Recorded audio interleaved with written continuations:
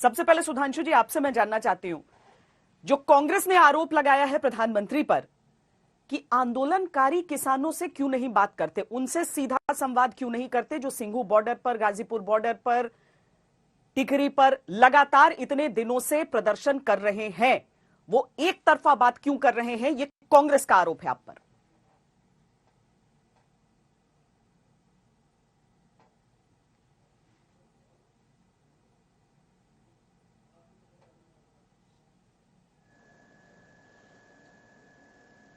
देखिए श्वेता जी, ये जो किसानों से आप बात करने की बात करी, सरकार तो पहले दिन से खुले दिल से बात करने को तैयार है, खुले मन से बात करने को तैयार है। कई राउंड की बातचीत हो चुकी है। कृषि मंत्री जी खुला पत्र भी दे चुके हैं। परंतु इस विषय में अगर आप देखें तो हमारे सामने समस्या क्या है? कई ऐसी किसान यूनियनें हैं जिन्होंने इस बात को समझ भी लिया, उन्होंने अपना आंदोलन हटा लिया, चिल्ला बॉर्डर पे जो लोग बैठे थे उन्होंने खाली कर दिया। कई जगहों से कृषि मंत्री जी को किसान यूनियन के लोग आकर इसके समर्थन में बात कर रहे हैं। तो अब सरकार के सामने दो समस्याएं हैं। पहली समस्या यह है कि एक पक्ष ये कह रहा है, दूसरा पक्ष दूसरा कह रहा है, तो सरकार को तो समग्र रूप से निर्णय लेना होगा ना। जैसे कई बार ऐसा हुआ है, कावेरी जल विवाद के मुद्दे पे कर्नाटक के किसान कुछ और चाहते हैं, तमिलनाडु के किसान कुछ और, सतलुज यमुना लिंक नहर के नाम के विषय के ऊपर पंजाब के किसानों का मत कुछ और होता है और हरियाणा के किसानों का मत कुछ और। दूसरी समस्या यह है कि भाई आज अगर कोई एक व्यक्ति नेता होता तो यह तय हो जाता कि इतनी बात मान ली गई या यह बात नहीं मानी गई, यहां तक बात तय हो गई। पर चूंकि आज कोई भी व्यक्ति आपस में एक नेता नहीं, और मैं ये नहीं मानता कि किसान नेता नहीं चुन सकता, हर गांव में सरपंच होता है, किसान में तो संयुक्त परिवार की व्यवस्था है, परिवार का मुखिया होता है। ये कुछ लोग हैं जो नहीं चाहते कि कोई एक व्यक्ति आकर नेतृत्व करके उस विषय का समाधान निकाल सके, जिनका उद्देश्य समाधान निकालने में नहीं व्यवधान उत्पन्न करने में बना रहता है। उस कारण से मुख्य समस्या। गौरव वल्लभ जी, प्रधानमंत्री नरेंद्र मोदी ने भी यही कहा कि भ्रमित किया जा रहा है, किसानों को डराया जा रहा है। किसानों को ऐसा नहीं है कि जो लोग आंदोलन कर रहे हैं उनमें वो किसान नहीं है जो वाकई खेती करते हैं, लेकिन उसमें नेताओं की नेतागिरी करने वालों की संख्या ज्यादा है। उनका सीधा कहना है कि अगर ये सही नहीं है तो बताइए कि इतने सालों के शासन में कभी किसान सम्मान निधि जैसी कोई योजना आप लोगों की सरकार ने क्यों नहीं लागू की थी?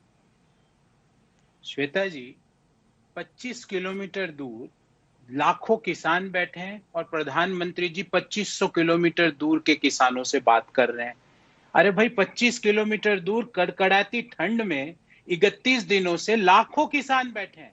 आप वहां जाके क्यों नहीं बात करते? आप कह रहे हैं प्रधानमंत्री जी के भ्रमित हैं, तो आप तो भाई मास्टर ऑफ मार्केटिंग हो, आपको तो फिलिप कॉटलर अवार्ड मिला है, तो आप वहां जाके उनको समझाते क्यों नहीं हो कि भाई ये चीजें आपने क्या प्रयास किया? पहली बात। दूसरी बात मैं आपसे पूछना चाहता हूं और बड़े ही शालीनता से पूछना चाहता हूं, 18,000 करोड़ रुपए आज प्रधानमंत्री जी ने 9 करोड़ किसानों के ट्रांसफर किए।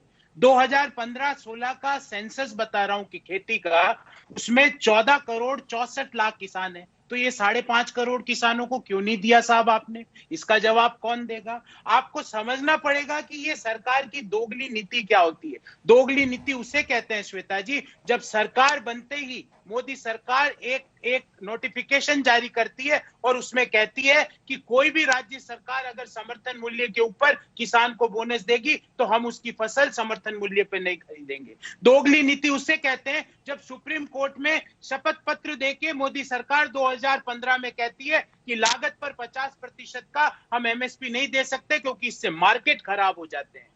दोगली नीति उसे कहते हैं जब 2014 में सत्ता संभालते ही अध्यादेश लाकर किसानों की जमीन को अपने सूट बूट के दोस्तों को देने की तैयारी की जाती है। दोगली नीति उसे कहते हैं जब 2014 से लेकर 19 के बीच 6 करोड़ 60 लाख रुपए अपने दोस्तों के बट्टे खाते में डाले जाते हैं बैंकों के लोन के, पर किसान का 1 रुपया भी नहीं डाला जाता। दोगली नीति उसे कहते हैं जब प्रधानमंत्री फसल बीमा नीति लागू होती है, उसमें 26,000 करोड़ रुपए अपने सूट बूट के दोस्तों को कमवा दिया जाता है फसल बीमा की नीति के रूप में, उनके प्रीमियम के रूप में। दोगली नीति उसे कहते हैं। दोगली नीति उसे कहते हैं जब स्वामीनाथन कमीशन की बात की जाती है, पर स्वामीनाथन कमीशन का जो कॉस्ट फॉर्मूला है उससे छेड़छाड़ करके एमएसपी को घटाया जाता है। दोगली नीति उसे कहते हैं जब प्रधानमंत्री जी सहारनपुर में जाके किसानों को बोलते हैं कि 14 दिन में गन्ना किसानों को मैं आपको पैसा दिलवाऊंगा। आज 13,000 करोड़ रुपया गन्ना किसानों का बाकी है और 14 दिनों में नहीं मिला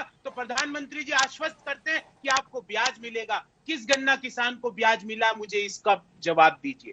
दोगली नीति की बात ना कीजिए, सिर्फ 2 काम कीजिए। सबसे पहले तो आज खत्म होते अध्यादेश बनवाइए कि एमएसपी की लीगल गारंटी किसान को मिलेगी, और नंबर 2, इन 3 काले कानूनों को वापस लीजिए और किसानों के साथ बैठकर चर्चा कर संसद में बैठ के सांसदों के साथ चर्चा करके, ऐसे नहीं कि सांसदों को बाहर निष्कासित करवा दो और बिना वोटिंग के अध्यादेश को पास करा लो। लोकतंत्र की हत्या करके नहीं, लोकतंत्र को साथ में लेके, किसानों को साथ में लेके नए कानून बनवाइए और एमएसपी की लीगल गारंटी